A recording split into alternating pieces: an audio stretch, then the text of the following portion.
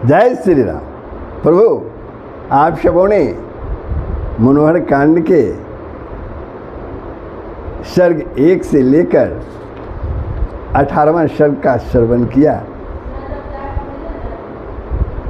अब जो है हम लोग श्री आनंद रामायण के अंतिम कांड यानी पूर्ण कांड में प्रवेश कर रहे हैं। इसका जो पहला सर्ग है उसमें जो प्रसंग है वो है सोमवंशी राजाओं का हस्तिनापुर पर आक्रमण। श्री राम जी का महर्षि वाल्मीकि जी से इस विषय में पूछना, महर्षि वाल्मीकि जी का सोमवंश के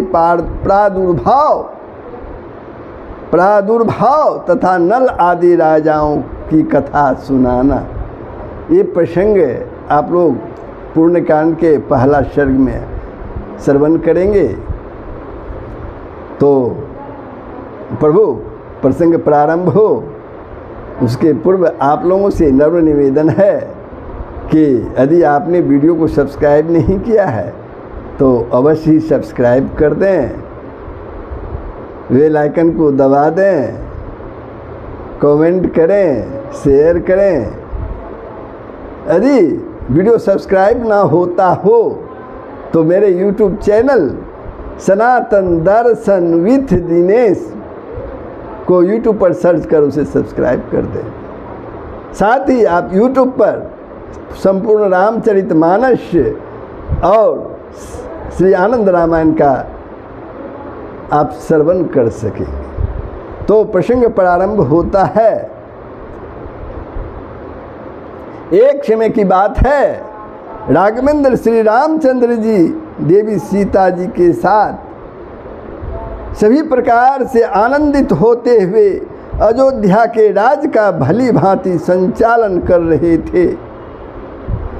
उसी समय जब वे सभा में विराजमान थे, हस्तिनापुर से सुसेन जी का एक दूत वहां आ पहुंचा, वहां आ उपस्थित हुआ।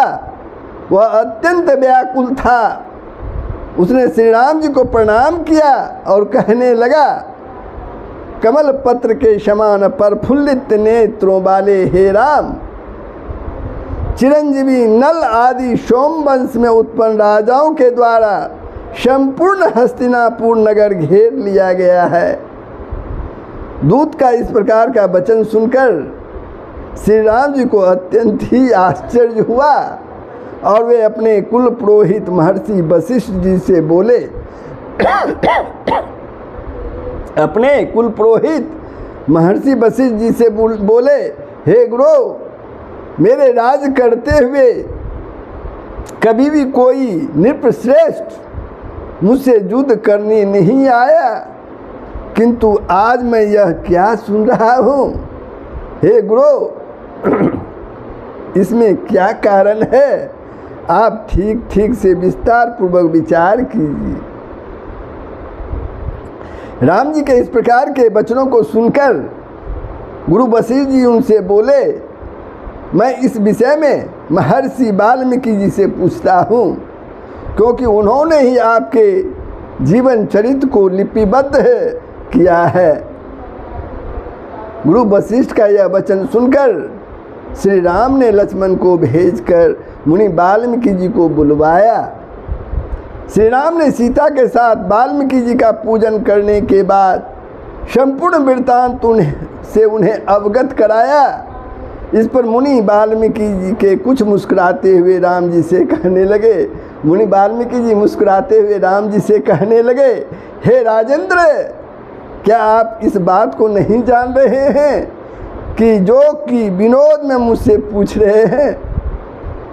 अच्छा ठीक है, तो आप मेरी बात सुने, जिसे आपके सभी प्रियजन भी सुने, इसे आपके सभी प्रियजन भी सुने। हे राजन, आपके द्वारा राज्य शासन करने के लिए मैंने 11,011 वर्ष 11 मास 11 दिन 11 घड़ी और 11 पल का समय निर्धारित किया है।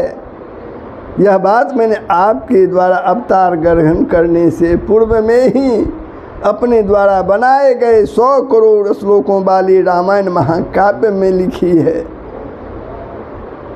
उसमें से इस समय 11,011 वर्ष व्यतीत हो चुके हैं। अब 11 मास, 11 दिन, 11 घड़ी और 11 पल आपकी आयु शेष है। हे प्रभु, अब आपके अवतार के पूर्ण होने का समय आ गया है। हे राजेंद्र, अब आप अपने पूर्वज राजश्री भगीरथ के द्वारा पृथ्वी तल में लाई गई भागीरथी गंगा जी के पवित्र जल में यथाविधि स्नान आदि क्रिया संपन्न करने के बाद ब्रह्मा आदि देवताओं द्वारा स्तुत होते हुए अपने परम धाम को प्राप्त करेंगे। मुनिवर वाल्मीकि जी के इस प्रकार के वचनों को सुनकर राघवेंद्र श्री राम जी बोले, हे मुने, अभी तक ये नल आदि राजा कहाँ थे और आज कहाँ से अचानक आ गए हैं? यह सब आप मुझे विस्तार से बताएं। राम जी के वचनों को सुनकर मुनि वाल्मीकि जी कहने लगे, हे महाबाहु श्री राम, सुनिए, मैं सारी बात आपको बताता हूँ। पूर्व काल में सतयुग की बात है। वैशाख मास की पूर्णिमा तिथि को महर्षि अत्रि के तेज से एक बालक प्रकट हुआ। चूंकि सोम के दर्शन से वह बालक प्रकट हुआ था, इसी कारण उसका सोम यह नाम प्रसिद्ध हुआ और वह अत्रि मुनि का पुत्र कहलाया। सोम ने गंगा जी के पवित्र तट पर कठोर तपस्या प्रारंभ कर की। इसी बीच वहाँ एक हाथी आ पहुँचा, किंतु उस हाथी को कुछ पक्षियों ने मिलकर मार डाला। यह सब पक्षियों का पराक्रम उसी भूमि का प्रभाव था। यह देखकर सोम ने वहाँ पर एक नगर बसाया। चूँकि हस्ती यानी हाथी के विनष्ट होने से वह नगर बसा था, अतः उसका हस्तिनापुर यह नाम प्रसिद्ध हो गया। उसके बाद वहाँ के पूर्ववासियों ने सोम को ही वहाँ का राजा बना दिया। उन सोम का बुध नामक एक पुत्र उत्पन्न हुआ। उन दोनों ने द्वीपों सहित संपूर्ण भूमंडल को अपने अधीन बना लिया और फिर वे दोनों देवलोक गए। वहाँ सभी देवताओं पर भी उन्होंने विजय प्राप्त कर ली और फिर उन्हें छोड़ भी दिया। उसके बाद वे प्रसन्नतापूर्वक स्वर्गलोक में निवास करने लगे। उन दोनों को ब्रह्मा जी ने अनेक वर प्रदान किए और कहा, तुम दोनों मेरे वंश में उत्पन्न हुए हो। तुमने सभी देवताओं सहित मुझे भी जीत कर मुक्त कर दिया है, अतः मैं तुम दोनों को वर प्रदान करता हूँ, उसे तुम दोनों सुनो। ब्रह्मा जी जो वर दे रहे हैं उनके बारे में सुनिए। तुम्हारे वंश में 3 पीढ़ी से 7 पीढ़ी तक के जो भी राजा होंगे वे किसी से भी पराजित नहीं होंगे। इस प्रकार का वर प्रदान कर ब्रह्मा जी अपने लोक को चले गए। उसके बाद देवराज इंद्र ने अपने पुत्री की पुत्री अत्यंत सुंदर पद्मावती नाम की कन्या को सोम के लिए प्रदान किया। इस प्रकार आनंद पूर्वक रहते हुए सोम और बुध ने बहुत समय तक स्वर्गलोक में निवास किया। बुध का पुत्र पृथ्वी पर पुरुरवा नाम से विख्यात हुआ। उसने हस्तिनापुर धर्मपूर्वक शासन किया। हस्तिनापुर पर धर्मपूर्वक शासन किया।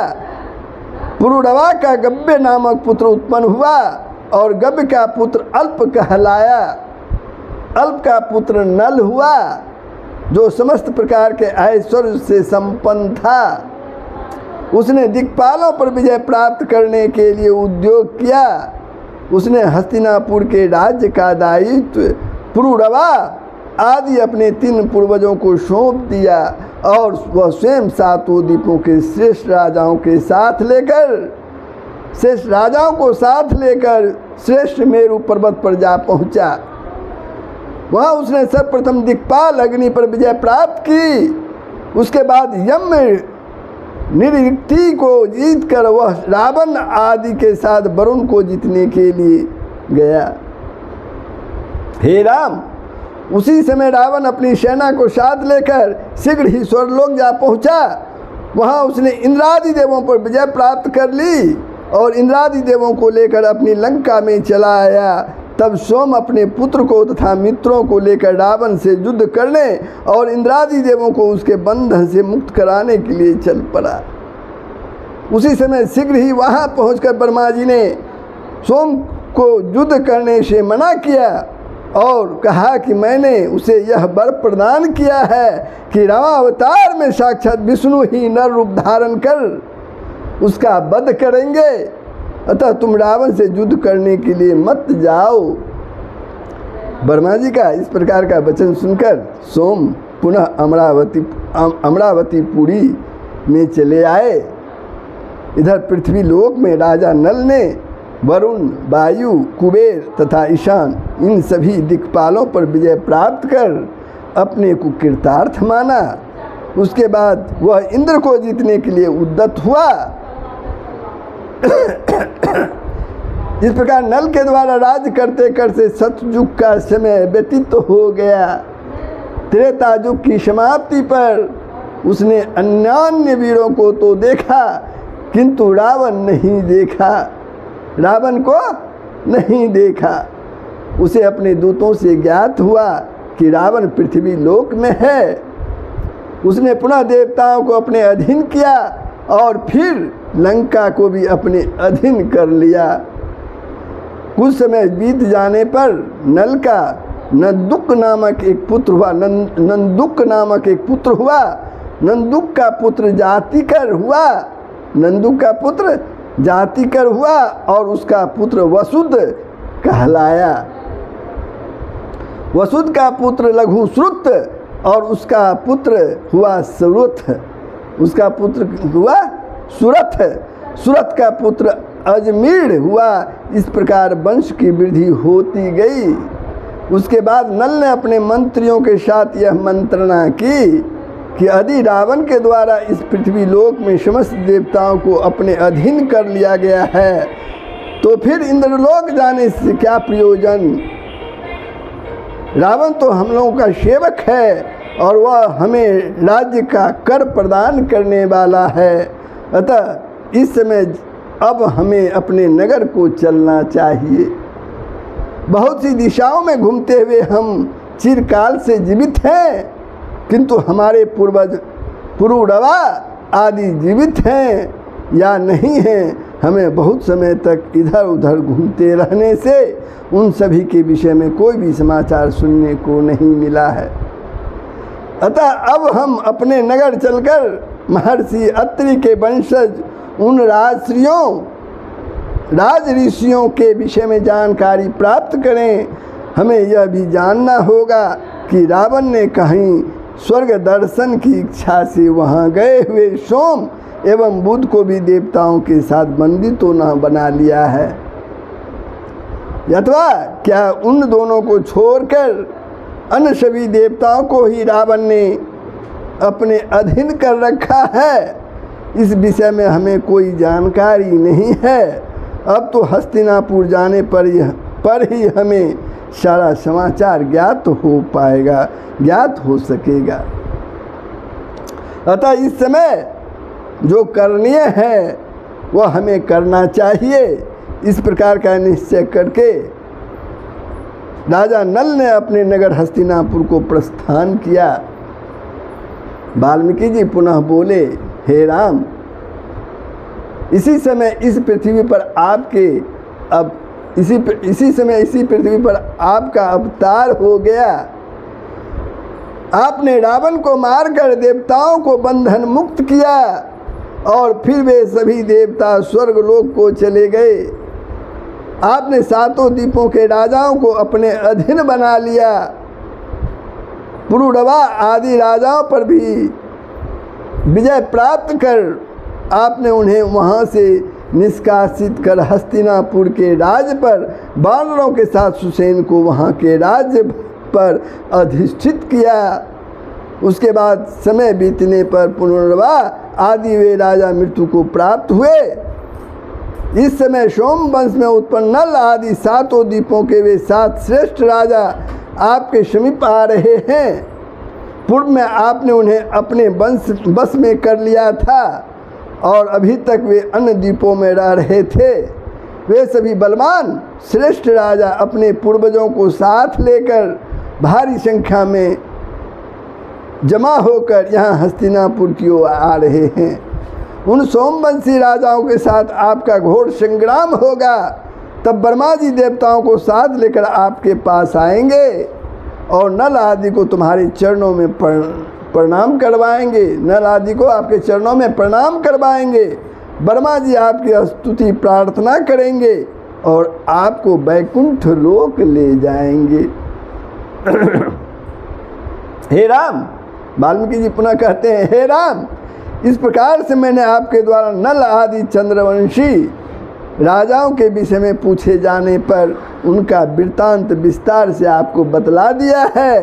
हे राम, इस प्रकार मैंने विवाह कांड से प्रारंभ कर संपूर्ण मंगलदायिनी एवं आनंद प्रदान करने वाली रामायण की कथा आपको सुना दी। हे रघुनंदन, अब वह संपूर्ण पुनीत कथा आप अपने लब एवं कुश नामक दोनों पुत्रों के मुख से सुने। श्री राम से इतना कहने के बाद महर्षि वाल्मीकि जी ने कुश और लब को कथा सुनाने की आज्ञा प्रदान की। तब उन दोनों कुमारों ने विवाह कांड से आगे के 4 कांडों की कथा श्री राम जी को सुनाई। यह सब सुनकर राघवेंद्र श्री राम को अत्यंत ही प्रसन्नता हुई। इसके साथ ही अन्य सभी जनों को भी प्रभु श्री राम के वैकुंठ गमन का वृत्तांत ज्ञात हुआ। वैकुंठ गमन का वृत्तांत ज्ञात हुआ। तो ये प्रसंग प्रभु यही समाप्त होता है। ये प्रसंग कैसा लगा कमेंट के माध्यम से अवश्य बताएंगे, साथ ही शेयर करेंगे।